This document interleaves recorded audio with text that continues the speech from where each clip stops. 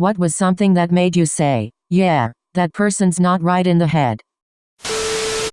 When she told me she lied about her parents being dead and that she actually wasn't adopted. Also that her sister never killed herself. Also that she wasn't actually raped 6 times at the same football game. Also when she told me that her aunt died. Twice apparently. Etc. Relationship that I had with a girl about 2.5 years ago. I have the best words. Worked in a cell phone store and this 400-pound lady came in and asked me to fix her iPhone. I looked at the phone and the background was her butt-ass naked spread eagle with her cooter on display dead center. Her internet worked fine by the way. This shouldn't be legal, right? Oh god.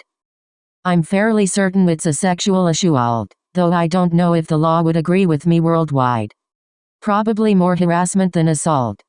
Well, essentially it's exposing yourself, I believe, since it was in person rather than via a message, etc. Usually it's people that entertain outlandish conspiracy theories. I have an aunt that genuinely believes Michelle Obama was born a man. My dad and I both relayed concerns to one another of whether or not she has access to firearms solely because of this belief. All I initially saw was she has access to firearms solely because of this belief. Seems reasonable. Well, of course Michelle Obama isn't a man, that's just ludicrous. Everybody knows that lizard people are hermaphroditic. Started calling themselves How in Kioma, El Psi Congru.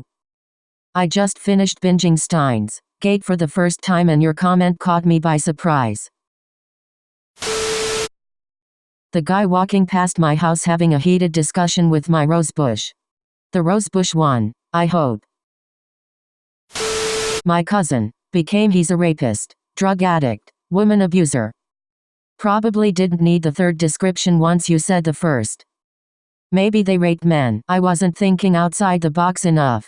Is he single? Rapists are never really single, but always ready to mingle. They meowed at me. Meow. Meow. Stop. Meow.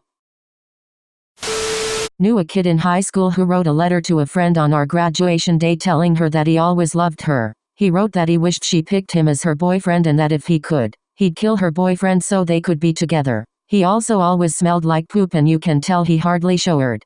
Smelling like poop can have negative social impacts. Nah man, it's not the poop smell. It's that girls don't like nice guys.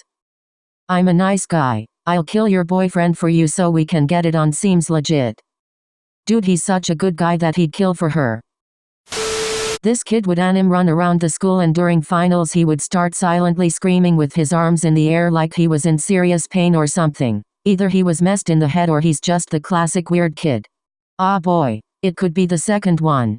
Second one, for sure. Probably screaming shit like my cursed right hand hurts. The seal is weakening. Run away I. Ooh, sounds like someone is jealous of his power level. I really just can't believe the utter disrespect for the Naruto run in your comment. I cannot abide this. Don't judge someone just because they run efficiently. How are you gonna be aerodynamic unless your arms are flopping around? When I was in 8th grade, one of my best friends and I were having a bit of a verbal argument during lunch. He was a lot smaller than me. I'm very tall, always have been, and as things got heated, I said something to the effect of the truth of the matter is, I could kick your ass. Sitting just next to me was another good friend of his. I didn't know the kid well. He was always laying low and a little off.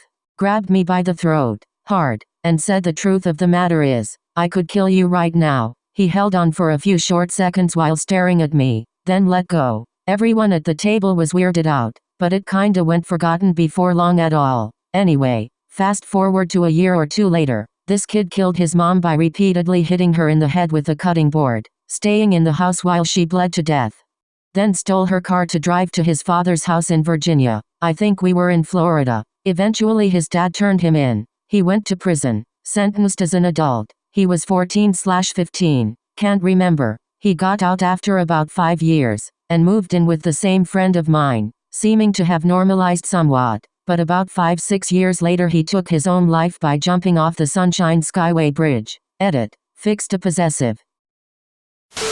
Once, as I was leaving the ER I worked the front desk for, I was stopped by a man who asked if I could do him a favor. What do you need, man? I asked. Can you look around the corner and see if those shadows are still there? I can just tell they're after me, he replied. Away I walked, quickly. Tweakers, man, tweakers.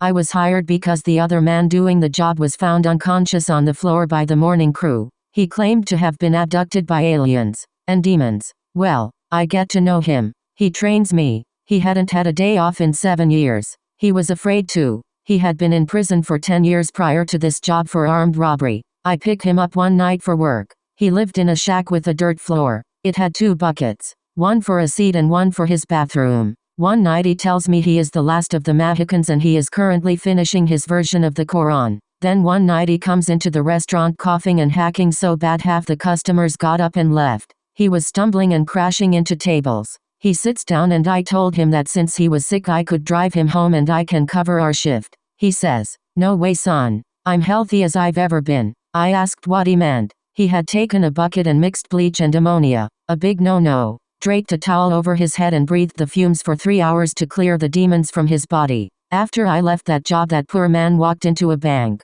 held it up with a gun. He sat down in the bank with the money and waited on the cops. He wanted to go back to prison because he couldn't make it on his own.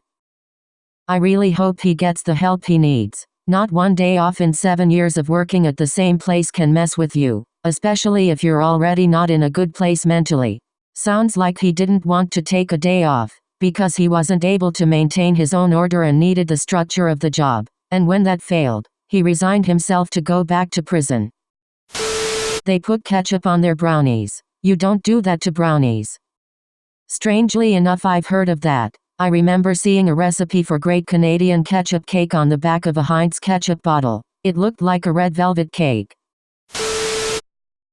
Hey, you please like and subscribe.